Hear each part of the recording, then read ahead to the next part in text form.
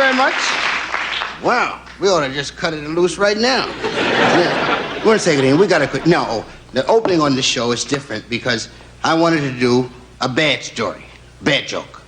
My reason for considering doing a bad joke was generally when people tell you jokes, they'll tell you 5 or 6 bad ones, then they'll tell you a good one. So I said, well, people must prefer bad jokes. They tell more of them. So, in order to challenge my ability to be what I'd like to be, I said, well, I gotta have to come up with a great bad joke. So, I got a terrible one for you, I believe.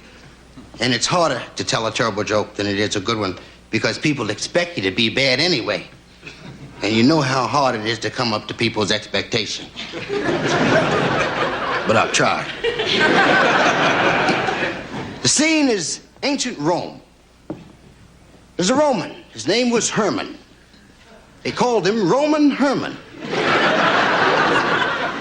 Well, that alone gives you an idea of how we're progressing. Now, at that time, everybody loved berries. They'd walk around and they'd eat berries. They had little pouches. They'd fill them full of berries. One day, while Roman Herman was roaming the outskirts of Rome, Herman spied, lying beneath the bush, the most magnificent berry he'd ever beheld. Nowadays, we look at something. Those days, they beheld it. Herman beheld the berry. He stopped and he picked it. He stood there praising it. He said, wow, what a berry.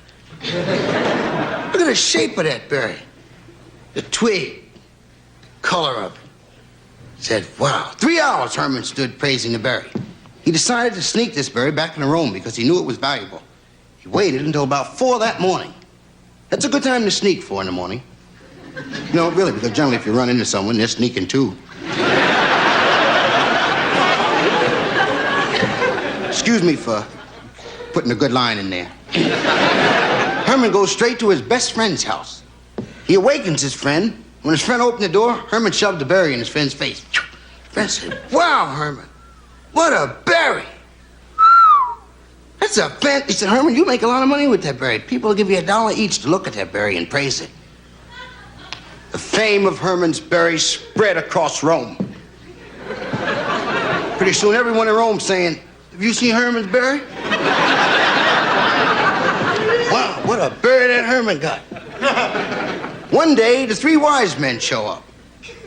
They've come to see Herman's berry. They had their wives with them this time. A lot of lonely nights crossing the desert, you know. They looked at the berry, and they praised it, too. One of the guys said, great. Another guy said, out of sight. One of the wise men's wives said, that sure is a nice-looking berry, Herman. Herman became wealthy from the berry. He got married, built him a nice little place there in the desert. As a wedding present, he gave his wife his berry.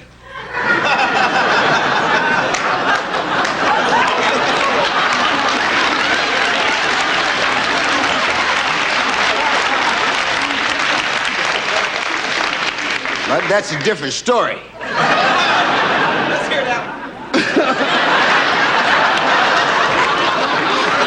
One evening, Herman and his wife were sitting there relaxing in front of the fireplace because of the energy shortage. Can't get any worse than that, right? They're sitting there relaxing in front of the fireplace. There's a knock at the door. Herman goes to the door because there's a knock. He wouldn't have gone if it hadn't been a knock. The man was crazy. In fact, I don't think it should be necessary for me to have to say there was a knock. And in the future, when I tell this story, I'm not going to say there was a knock. I'm going to say, sitting in front of the fireplace, Herman got up and went to the door. Then you could say, it must have been a knock. When he arrives at the door, there are 2 guys there. They have spears. They draw their spears on Herman. One of them had a bone in his nose. They draw their spears on Herman. They say, are you the guy with the berry? Herman said, that's not my berry, that's my wife's berry. I gave her the berry. Said, you come to praise her berry? They said, no, we come to seize her berry, not to praise it.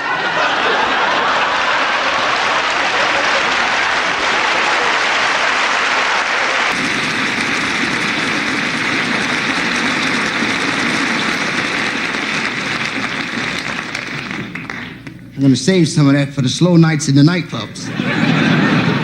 We got a fine show this evening. I know you're going to enjoy it. My guests this evening are Steve Lawrence. And we have very dear lady friend, Miss Ketty Lester. Right? And then we have a gentleman who I don't think anyone in show business who was involved in the comedy aspect of it would deny that this gentleman is one of the most brilliant, young, funny men in America today, Mr. Richard Pryor.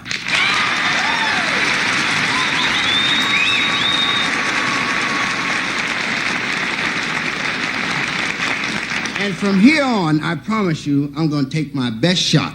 We'll be back in a minute.